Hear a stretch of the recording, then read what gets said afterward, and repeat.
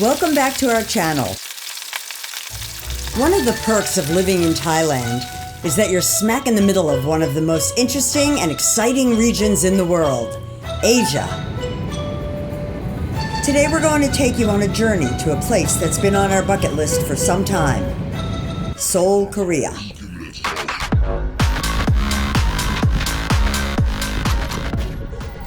Spoiler alert, Bob almost ended up a refugee in Korea. It could happen to any international traveler, so stick around for our last day in Seoul to see how he was able to get back to Thailand.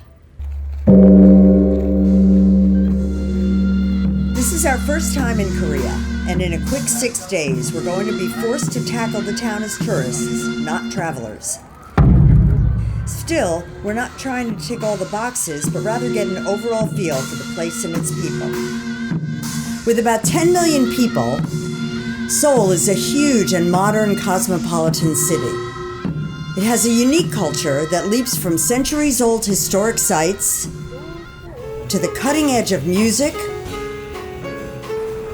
fashion, architecture, and technology. Before we head out for dinner, here's a quick peek at our room in the Le Méridien Hotel in Myeongdong. We love the place. Link in the description. For our first night's dinner, we went to a wonderful barbecue place recommended to us by the hotel. It was highly rated and delicious. Again, link in the description. So how was that? Korean barbecue. Oh my God, so good. But today is day one in Seoul. And it's a beautiful day, so we're gonna head up to the Hanbok Palace. Before we hit the palace, we stopped at this Michelin restaurant for a bowl of beef bone soup. So we're at the Michelin-starred Haeundae restaurant with a beef soup that is very pure, very, man, that is good. So we've got some condiments here. We've got kimchi, and we've got a dipping sauce for the meat. I'm going to start off here. I put a bunch of scallions in.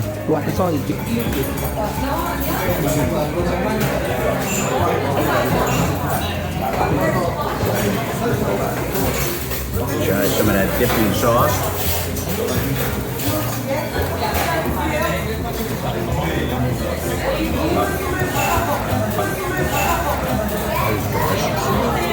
There's a reason why this is a Michelin-starred restaurant.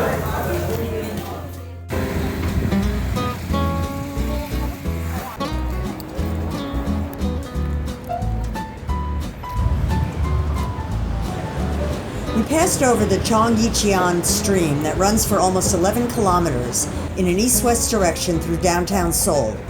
It's a great place to walk or run, especially in the evenings.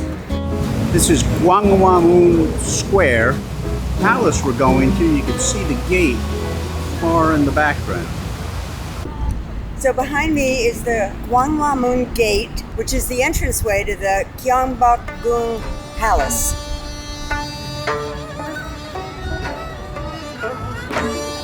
Many tourists rent traditional hanbok attire from shops around the palace. Built in 1395, this was the primary palace for the Joseon dynasty for over 500 years.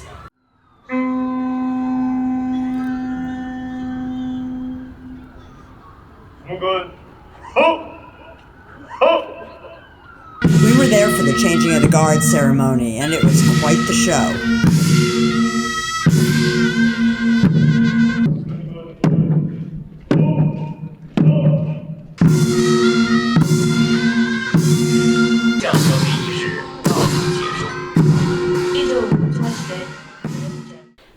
Next, we'll quickly show you around the palace grounds.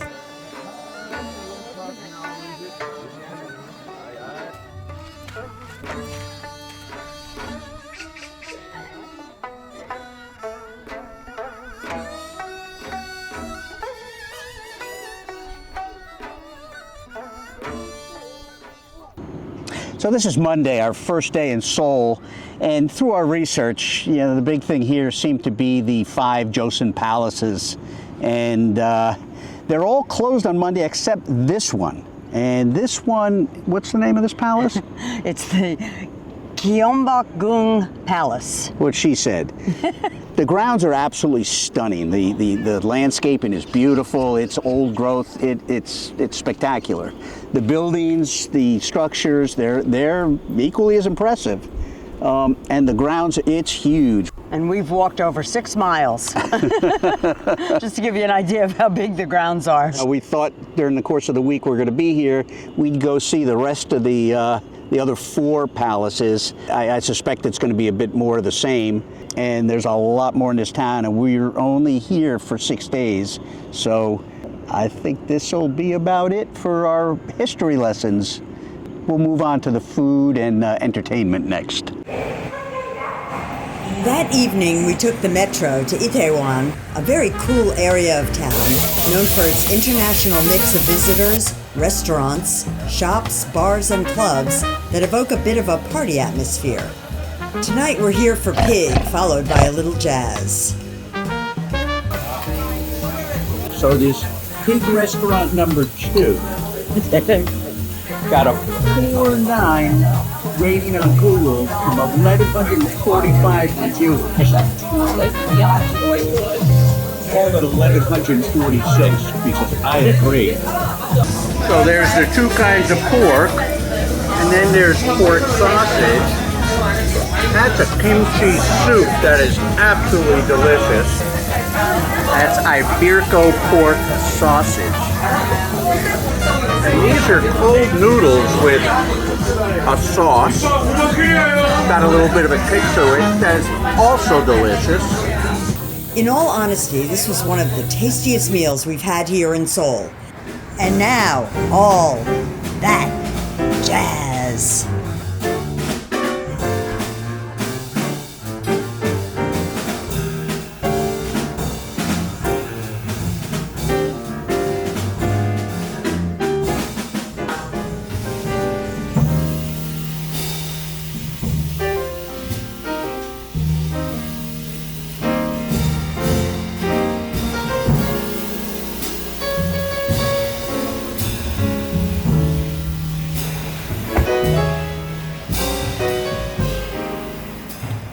We start the day at the spectacular Starfield Mall. This place is outrageous, as you'll see shortly. First order of business, lunch. We found a Chinese restaurant that had a 4.9 rating on Google with over 2,600 reviews. Mutan. Little crispy shrimp and pepper sauce. How is it, Bob? It's delicious. And some kind of a fried shrimp with a kung pao sauce, which is absolutely delicious. You guys might sense a recurring theme that runs through this trip. Make no mistake, we came here to eat. Starfield Mall's rendition of a library. Hey Bob, have you ever seen more books? They call it a library, but I think we might call it a bookstore. Regardless, it is one impressive place. So right outside the mall is a monument to Psy's Gangnam Style hit song. Naturally, we gave it a shot. So right across the street from the Kok Mall is the Bangua Kja Buddhist temple, which is one of the oldest temples in all of Seoul. And behind us now is the entrance to it. So let's go check it out.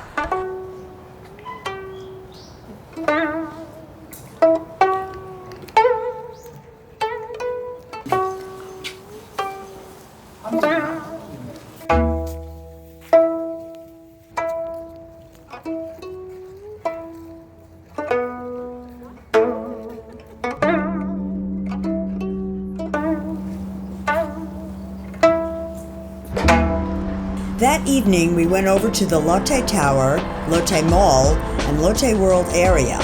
It was an incredible development, with the tower being the 4th tallest in the world when it opened in 2017. Today, it's the 6th tallest. Lotte World Adventure. So we're gonna go inside and see what kind of adventure you can find. So inside Lotte World Adventure is an ice garden. And if you look over there, they're all ice skating. It almost makes me want to rent a kid and go in there. We're still in that Lotte World area. And this is, I guess, that Magic Kingdom. Bungee jump.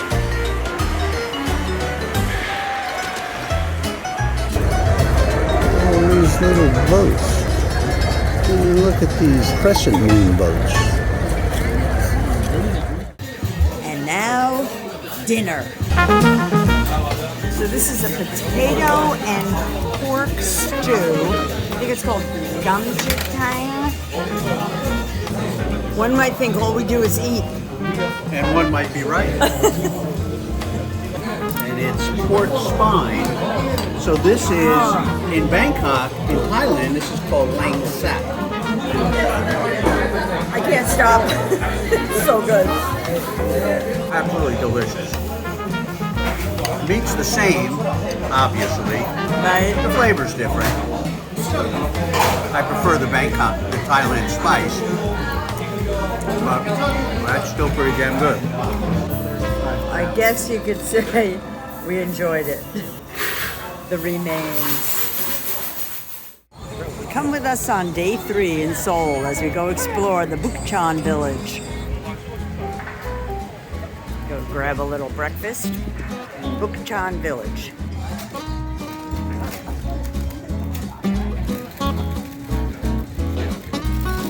Bukchon is an historic residential area comprised of traditional Korean houses called Hanok.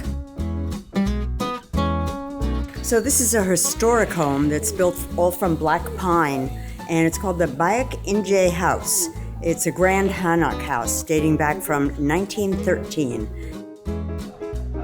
We certainly don't have this place to ourselves. This is one of the major tourist attractions in Seoul, and despite the crowds, is a must-see for anyone visiting the city.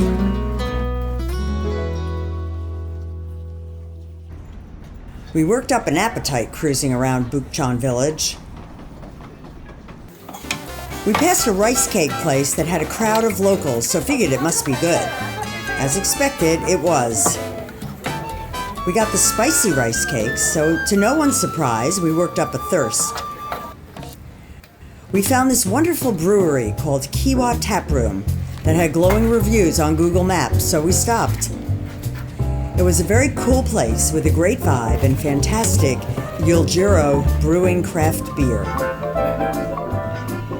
Bob got the Amber Lager. We took a taxi back to the hotel. On the way, we passed En Seoul Tower up on the hill. It is a major landmark, but we were too busy eating to find time to make the climb. We're in Jingjuan Market. We supposedly have great food, so come with us. The Netflix series Street Food Asia had a segment in this market. The headline dish was the Mung bean pancakes. There were literally dozens of shops making the dish, and all had the Netflix logo posted out front. So we just picked a shop that looked full of locals, dove in, and boy did we get lucky. That meat dish was, well, here's the mung bean. I haven't tried that yet. Okay. But that meat dish, this one, They call it the meatball. is really something special. A meatball pancake. Meatball pancake. And it goes great with this marinated onion.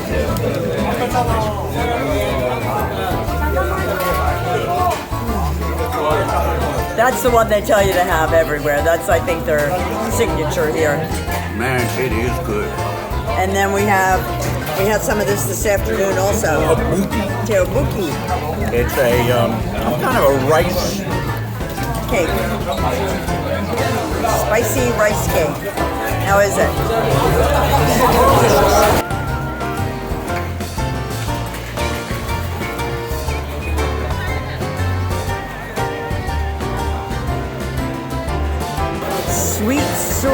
chicken, no bones. It's a chicken place. We got a sweet chicken. Wow. It is delicious. A little messy, but good. El Giro Nagari Alley.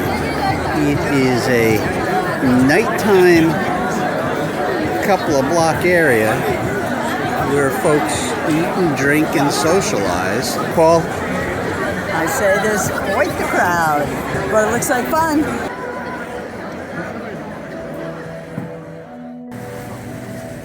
Down this alley with this stinky garbage, and then down this little alley to this specialty coffee place.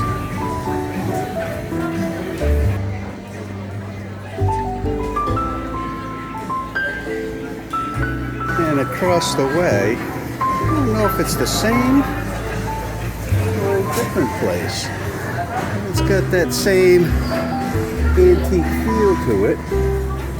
Very cool coffee shop.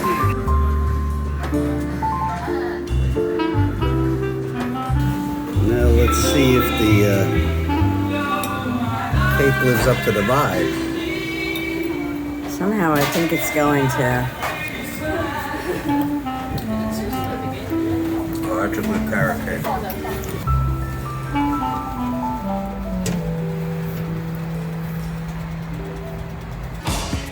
So this is quite the taxi we're in.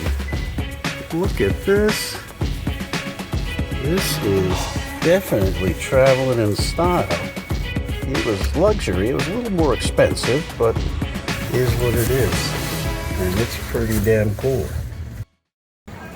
Day 4 in Seoul, and we are off to the Mangang Kja restaurant. Myeongdong Kja. Pretty popular place. So there's a line outside, then you come inside, and there's a line inside, and there's a line going up the staircase. And this restaurant serves just 4 dishes. We got 3 of the 4. So what I'm going to show you is it costs 34,000 Korean won, which is about 25 US dollars. Oh, the noodles are delicious. Okay? Pork and chive dumpling. Just perfect. How's that, Paul? Really good. And this is the line outside. And it was well worth it. The navigation app, for the subway and buses and cars, called Naver, because Google Maps doesn't work here for military reasons, gives you the exact car. So in front of each of these doorways, there's a car number and a door number, so you know where to do your transfers to get the most efficient transfer. After breakfast, we took a subway to the Gangnam area to see how the other half live. We headed to Bukchon Rodeo Street, which is often referred to as the Beverly Hills of Seoul. It was definitely a high-end neighborhood with lots of cool cafes and restaurants, high street stores and trendy boutiques, and a fashionable crowd. We walked over to K-Star Road, a tribute to K-pop culture, something completely lost on us. There were several cartoonish statues that represent different K-pop groups.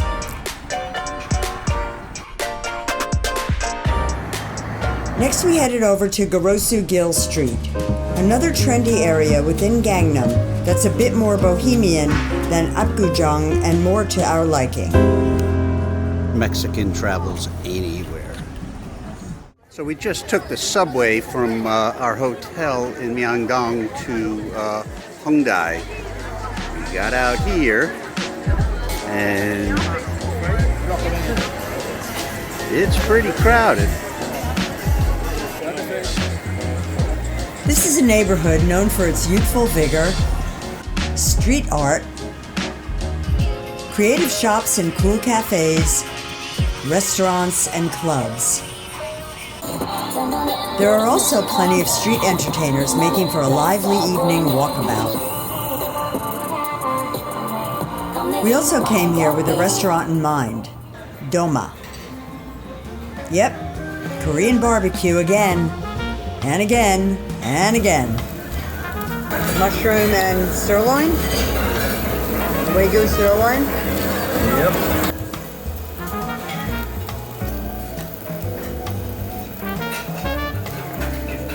That's the soybean soup? Yeah. Wow. And here's the ribeye. I'm gonna do that one next. First one was sirloin. What do you think, Paul? It's absolutely delicious. The steak, the soup is outrageous. Soybean-based soup, tofu and vegetables, delicious. That's the ribeye.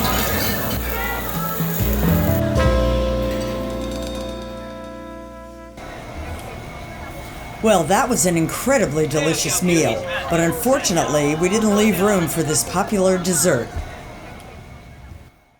Day 5, our last full day in Seoul, and had a little bit of a snag. Bob's Passport is due to expire 6 months from today, and our flight isn't until tomorrow morning. So stay tuned, I'll keep you posted. But we got a little bit of a hurdle to jump over today, but we'll figure it out. Catch you later.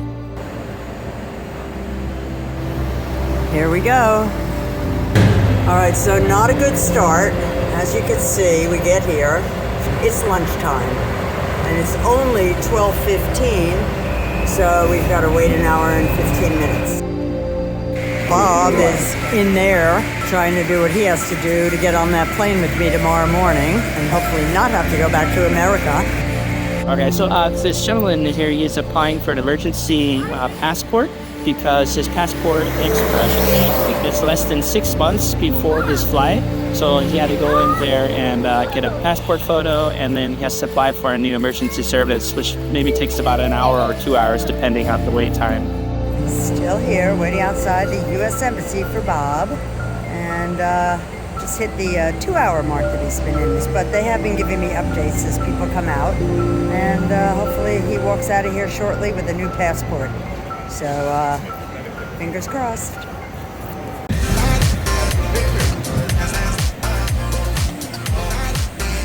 My new passport, good for 1 year. Wow. That was the happy ending I was looking for. With Bob's passport issue resolved, it was time to get back to the food. We stopped at a famous place in Myeongdong called Isaac Toast and Coffee.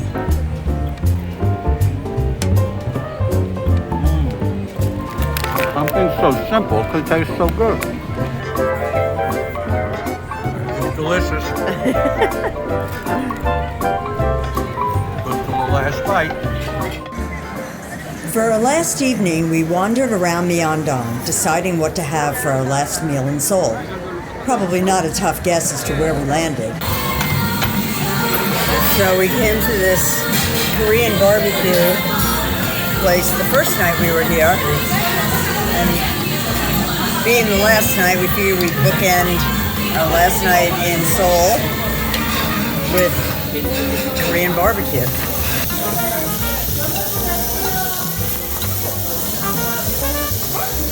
And that's the ribeye cap, which is definitely our favorite cut.